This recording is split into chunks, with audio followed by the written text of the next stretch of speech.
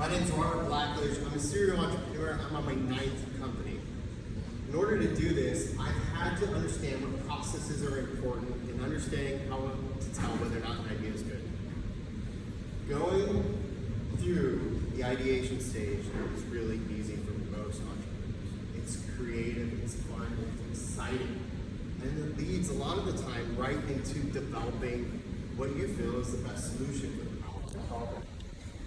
This ultimately leads to the number one mistake most entrepreneurs do. And that's creating something before you know you have a customer who will pay you for it. If they don't pay you for it, then there's no reason you should be spending your time, energy, and effort doing that concept.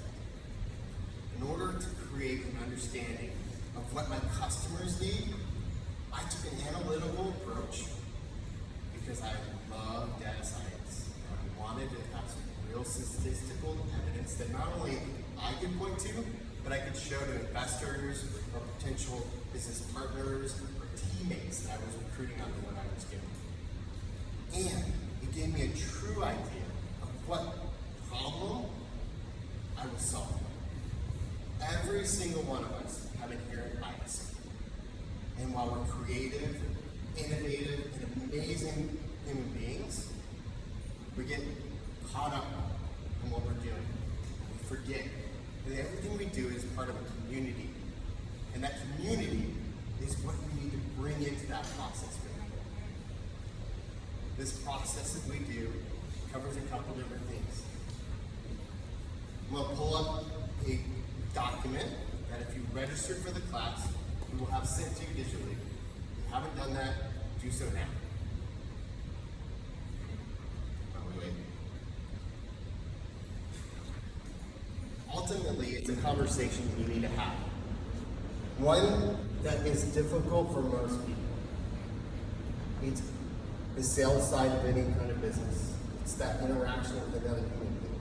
But I promise you, by the time that you've gotten to 10 or 20 conversations, this will feel like a second nature project to you. And you will be comfortable talking about what you're working on. Can you zoom in? Rosie? Blow up the top part of this.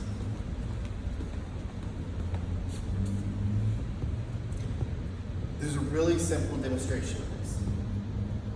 If I have a problem that I'm solving, say I know that there's a food health epidemic in this country, and I've created a miracle pill that solves your eating habits.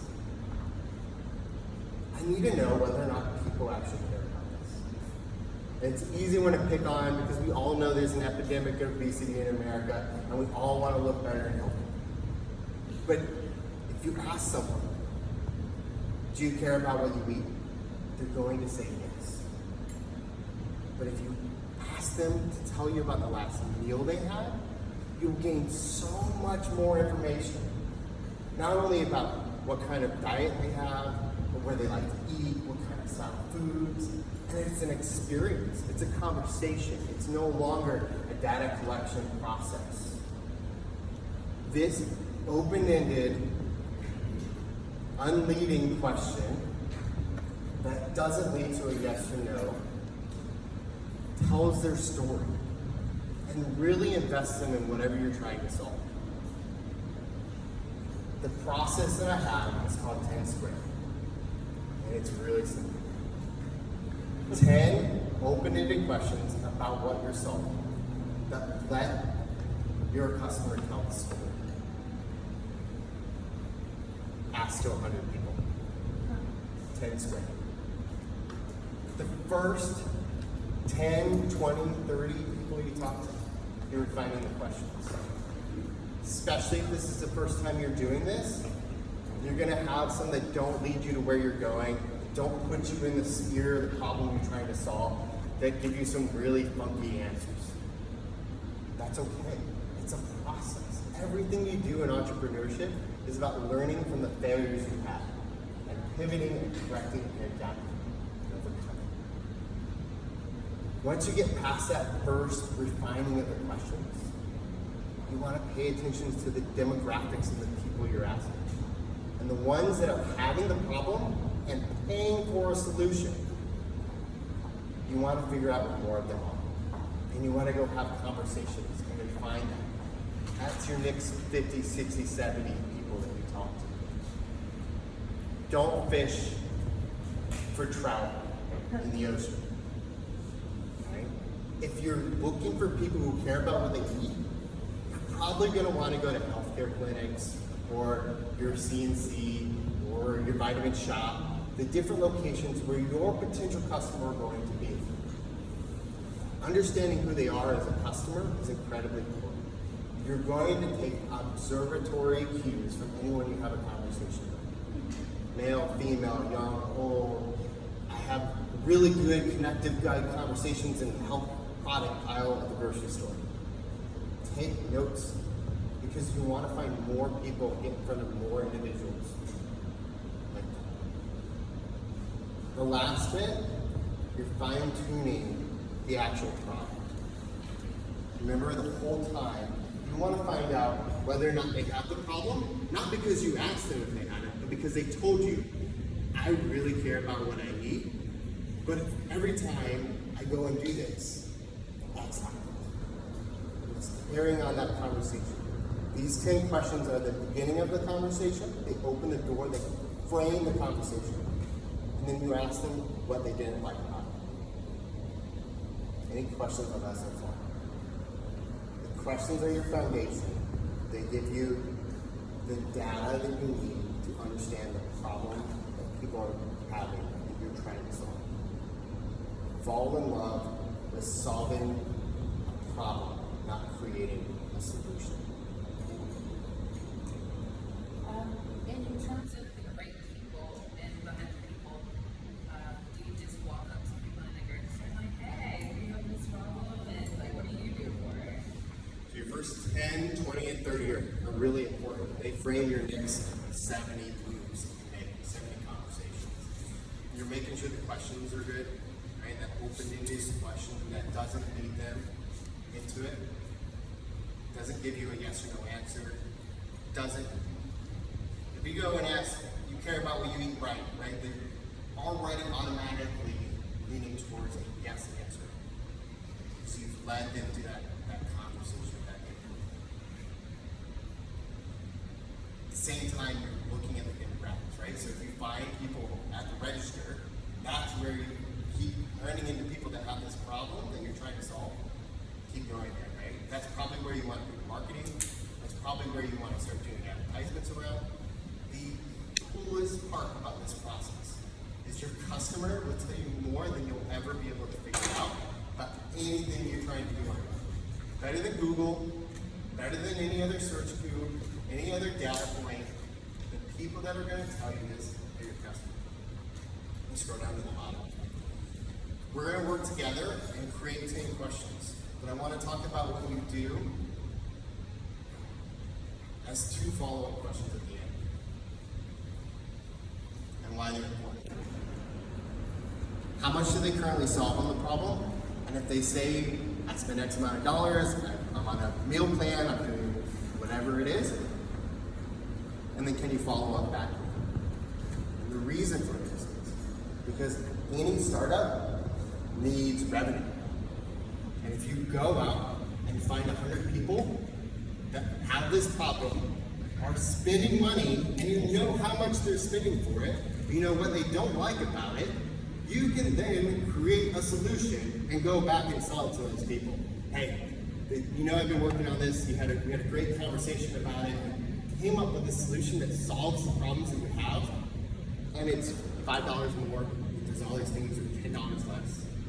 The key thing to remember is that if you provide a better value, charge for it. Every entrepreneur, especially in the early stages, wants the lowest price item. People perceive something that is cheap as cheap. If you have a good product that provides value, charge for it. That's what these conversations are about. Engaging those individuals, you're understanding what their problem is, how much they're already paying for it. If you're coming up with a number, it's with your inherent bias. If 50 people tell you they can spend $150 trying to solve it, $1,000 a month trying to solve it, And you can A, do it better, and B, do it cheaper, or C, solve whatever issue they have with their current process. They will either pay you the same amount or more for that product. Any questions on these, creation of these questions, and the process of going through engaging your customer base? There more than what you come up with recommendation from, let's say, we need to do 10 people instead of these $9 So the really simple answer to that is if you know that it's your product solves one or two things, or it's close to the current solution, charge similar. If it's superior, charge more. Or if you know you're going to really undercut them, it's a business strategy at that point. This is before you get to the lean canvas, before you do your business plan, before you even begin. This is the only thing you spend doing this is time. And that time is traded for skills. Communication skills, engagement skills, value that you can use. When I started doing this, I pivoted more times in the first 20, 50 people than I ever did any other idea I created. Because once you create something, you really invest in it. I put time, energy, money. I can't spend another $100,000 recreating this app, doing X, Y, and Z. It doesn't matter if they're not going to pay for what you've done. This is the very first thing you should do anytime an idea pops up. If you have 100 ideas, it's awesome. You're in the entrepreneur space. You are an entrepreneur. Now go out and find out whether people actually care about it. There are more money invested in startups where they didn't check to see if people were paying for it.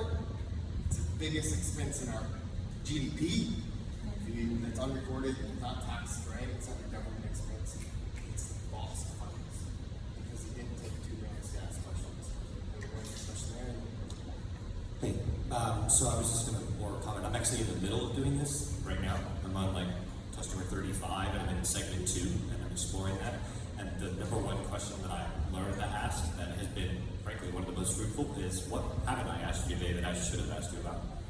It leads to enormously creative and very unique things I would never thought of that have now opened up segmentation for me and for my potential product in ways that would not have thought to ask about, and then it led me into creating better questions. So it's just another good question. By the time you get to 30, you'll learn tricks and tips and guides. Your demographics are different, right? That's a phenomenal question. Asking what they don't like about it is a good add-on. If you don't have these conversations, it leads you into a development cycle of creating something that nobody will pay for potential. Right? Most of the best startups start small, test, validate, and do again. It's agile development. Does everybody know what agile development? Who doesn't know what agile development is? Right? It's a really simple process for product development. Spiral is my favorite, and we can have a conversation offline if you don't know what that is. Hello? I guess it's working. Great. I'm sorry I missed the beginning, so if this is something that was answered, please apologize. I apologize here. I'm developing something for financial service personal destiny. I liken it to, it would be partially a mobile app, basically, but it's much more than that. And I liken it to getting the first iPhone with integrated voice and data simultaneously, buying stuff, looking at stuff, talking on the phone, texting out all at the same time. So while Steve Jobs did that between 2005 and 2007, it's pretty much a goddamn secret. Of course, they had fairly deep pockets on their iPod revenues to fund some kind of market research. So my predicament is, Steve Jobs, very secretive with that iPhone, it's like a guarded secret.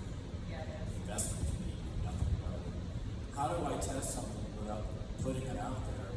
Because it would be in first the market competitive advantage away. And I have tested with my most trusted friends, and I'm getting pretty much great reviews. And I tell me if I'm ugly. They tell me if you like it, tell me if I'm ugly. To be honest with you. So how can people really test things so that they can either abandon that idea or pivot to modify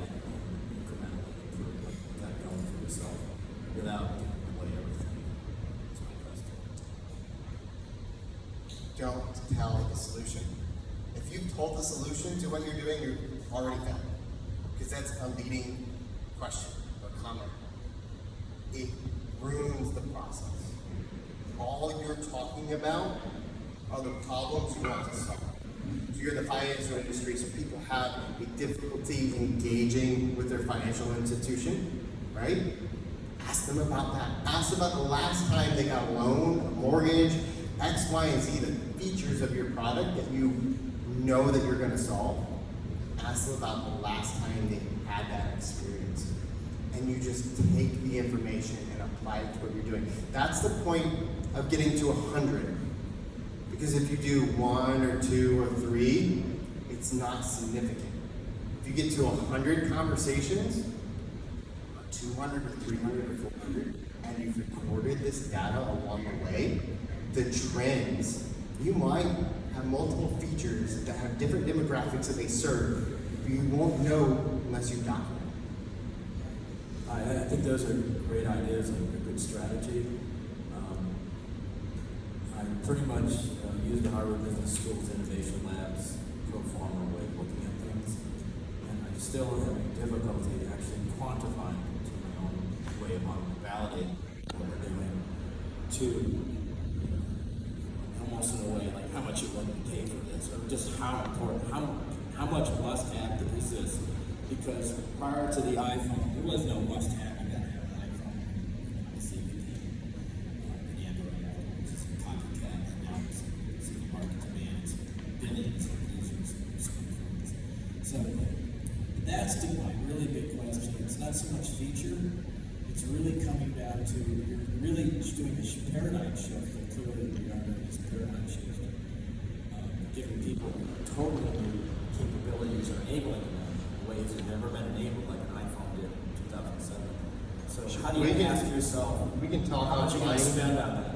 if you really want to get deep into it, but ultimately this is about before you start building, before you create anything, this is about understanding whether or not there's actually a need that people are paying for and who is paying for it, right? If you don't know who that customer is and you don't know if they're paying for it, it doesn't do you any good to create. You're already down the line of product development and you've created something that you're invested in and you have that ownership. This is what I'm talking about, where 99% of the people who want to create something create it before they ever talk to customers. If you haven't created anything, there's nothing to protect. It's just an idea, and I guarantee you, your idea is a dime a dozen.